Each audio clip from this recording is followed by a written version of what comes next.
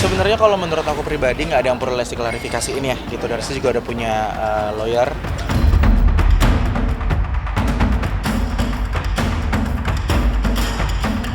Gue nggak mau nih kalau seandainya masalah-masalah kayak gini tuh kayak seakan-akan Lesti kayak mafia di musik gitu ya kan, nyanyiin lagu segala macam, kayak terlalu berlebihan lah semuanya itu.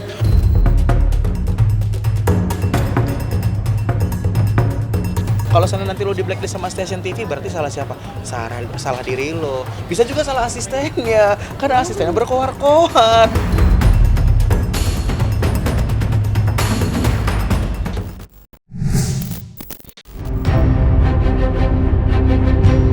Dilaporkannya pedangdut Lesti Kejora atas dugaan pelanggaran hak cipta terhadap lagu-lagu ciptaan Yoni Dores memang berhasil menggemparkan publik. Apalagi, hingga hampir 1 bulan laporan berjalan, Lesti Kejora belum juga buka suara. Akan tetapi, meski Lesti Kejora maupun sang suami masih menutup rapat mulut mereka, beberapa orang terdekat mulai berani bersuara dan memberi komentar. Terbaru, giliran Dery Saputra selaku sahabat, sekaligus mantan manajer Rizky Bilar lah yang angkat bicara. Lantas seperti apakah pandangan Dery Saputra terhadap sikap bungkam Lesti Kejora, serta mungkinkah pula Lesti dan Bilar justru tidak pernah sekalipun membahas perkara ketika berkomunikasi dengan Dery Saputra? Kita kalau komunikasi sampai detik ini komunikasi yang kita seru-seruan, ketawa, saling cerita, tapi saling cerita itu lebih ke privasi masing-masing sih, pribadi masing-masing, bukan yang kayak bahas-bahas masalah kayak gini. Karena menurutku juga sebenarnya masalah ini dibilang penting nggak penting tuh karena itu masalah internal gitu. Sebenarnya kalau menurut aku pribadi nggak ada yang perlu Lesti klarifikasiin ya gitu. Dari sisi juga udah punya lawyer ataupun kuasa hukum yang harusnya bisa diselesaikan dengan kuasa hukumnya mereka.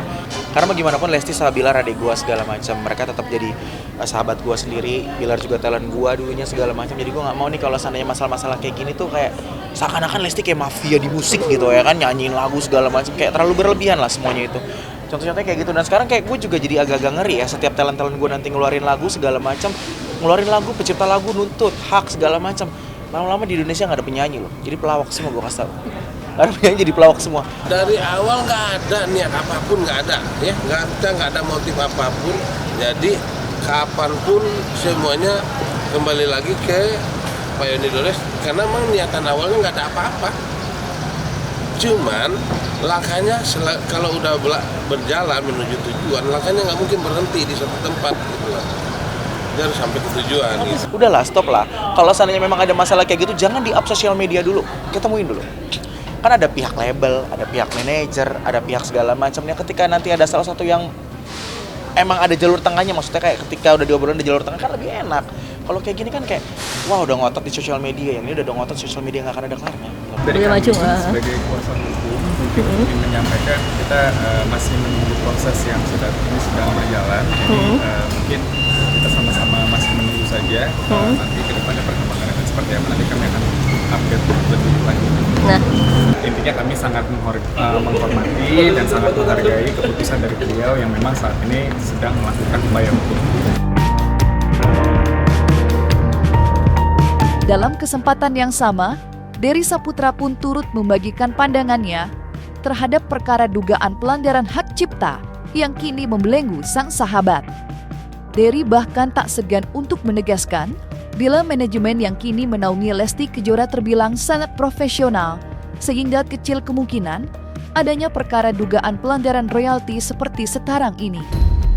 Namun di lain sisi, pihak Yoni sudah berulang kali mengatakan bila persoalan yang ada bukanlah tentang royalti, melainkan perizinan lisensi. Dan Lesti Kejora bukanlah pihak yang dituju dalam laporan ini, melainkan pihak-pihak ketiga yang mengunggah penampilan Lesti tanpa izin. Pihak label dan manajemen Lesti itu profesional semua, gitu loh. Dan itu bukan manajemen ataupun label yang ece-ece ataupun label kecil segala macam. Banyak sekali bintang di dalam label itu, gitu loh. Banyak, ini manajernya itu udah banyak sekali mega bintang-bintang yang luar biasa. Udah pasti ada komunikasinya. Kadang kan ada gini ya, kadang kita kalau seandainya mau negosiasi sama orang tiba-tiba ditolak.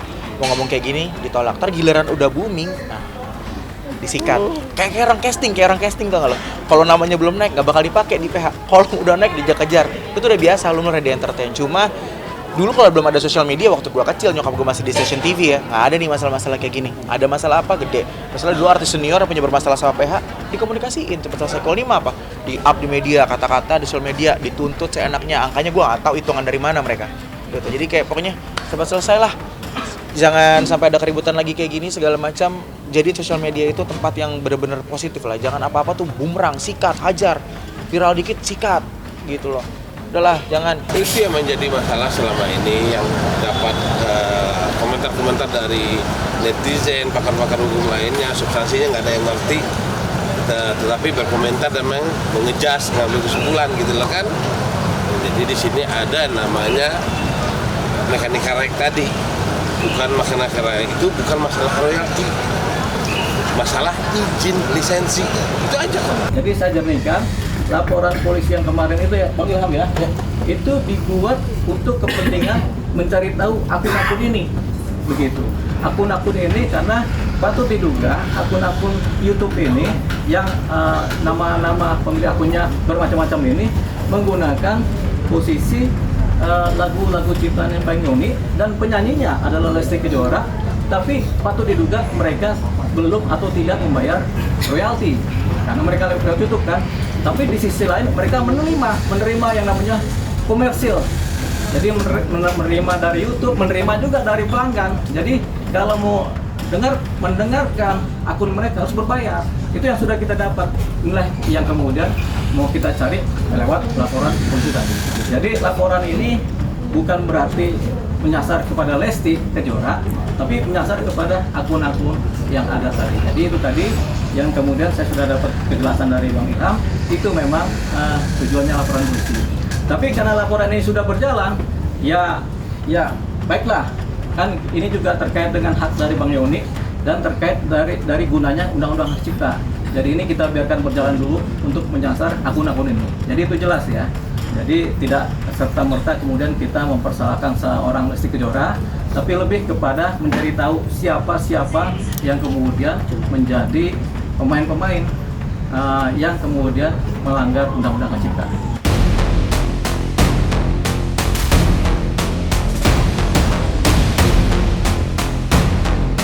Di sisi lain, kemunculan sosok Sefila selaku asisten dari Yoni Dores pun tak luput dari perhatian Dery Saputra.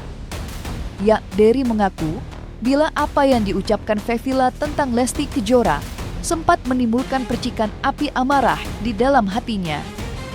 Sontak saja, Dery lantas memberikan pesan kepada Fevila untuk lebih menjaga perkataan.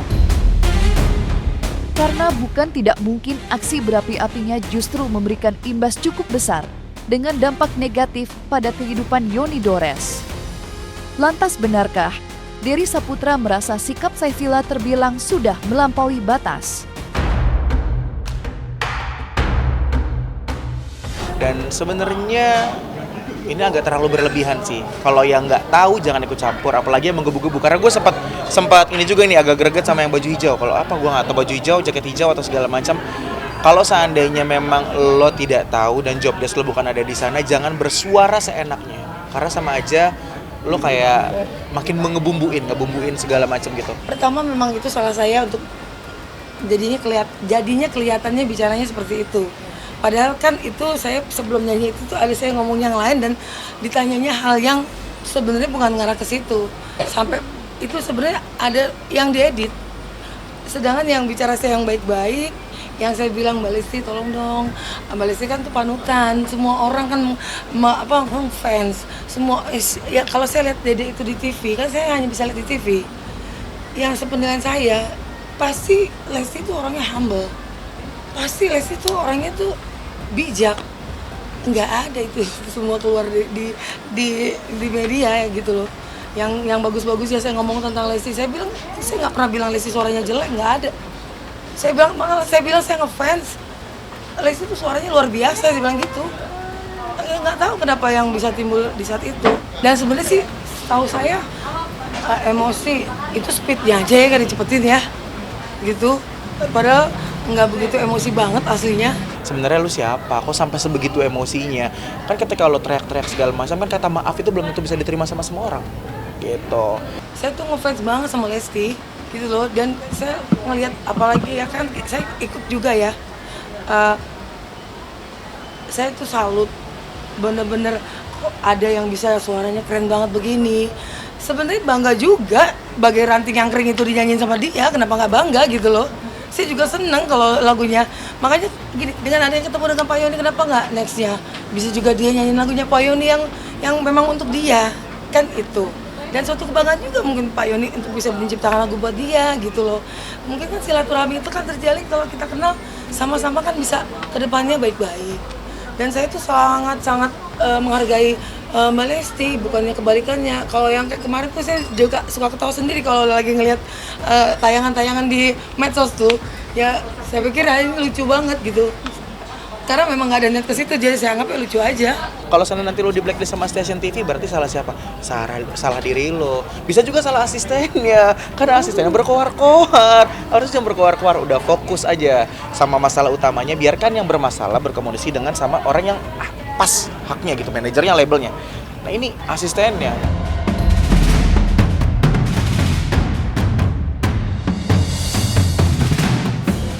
Apa yang dihadapi oleh Lesti Kejora kini juga menimpa rekannya di panggung musik tanah air, yakni Vidi Aldiano. Layaknya Lesti Kejora, Vidi juga harus berhadapan dengan perkara hukum dugaan pelanggaran hak cipta atas laporan yang dilayangkan pencipta lagu Nuansa Bening, Kenan Nasution dan Budi Pekerti.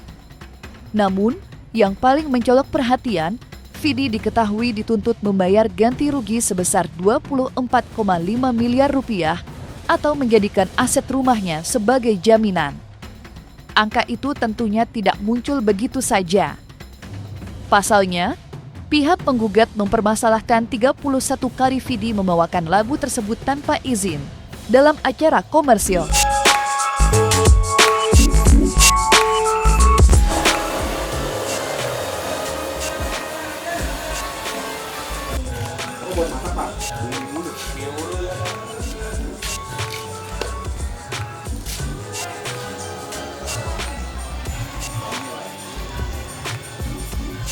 Nggak tahu, saya jaga rumah. Ya nggak tahu, saya kesini udah nggak ada orang.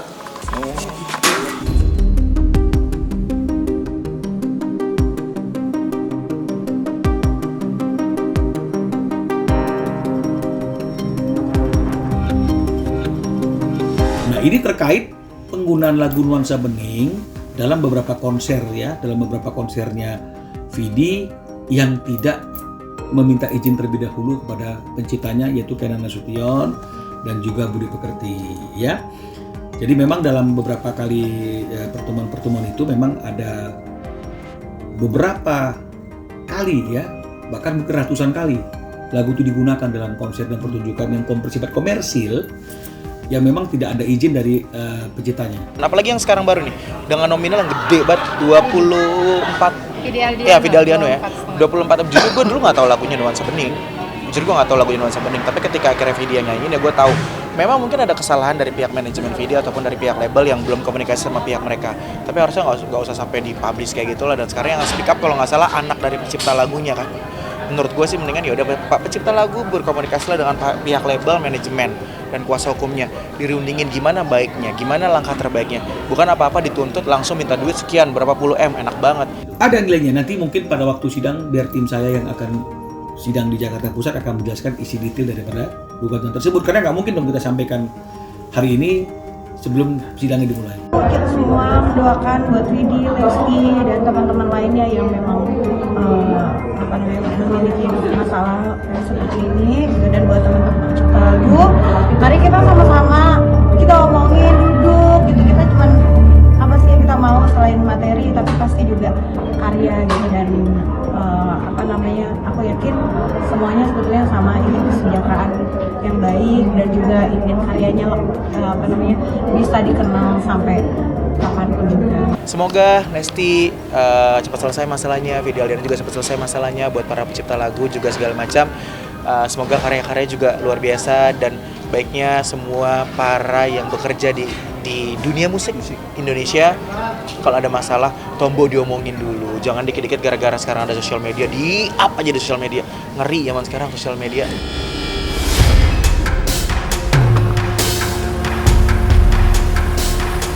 miris memang apa yang kini harus terjadi dan menodai hingar-bingar dunia musik yang kemilau. Dan mirisnya lagi, seniman-seniman dari dunia musik pun bak terpecah menjadi dua kelompok besar. Kelompok pencipta lagu dan bintang-bintang musisi. Kedua belah pihak yang seharusnya berjalan beriringan dan menjalin komunikasi baik, justru harus terpisahkan dengan perbedaan pendapat yang menjadi tembok di antara mereka. Lantas seperti apakah tanggapan Dery Saputra dan sederet musisi kenamaan bangsa terhadap kisruh berkepanjangan ini?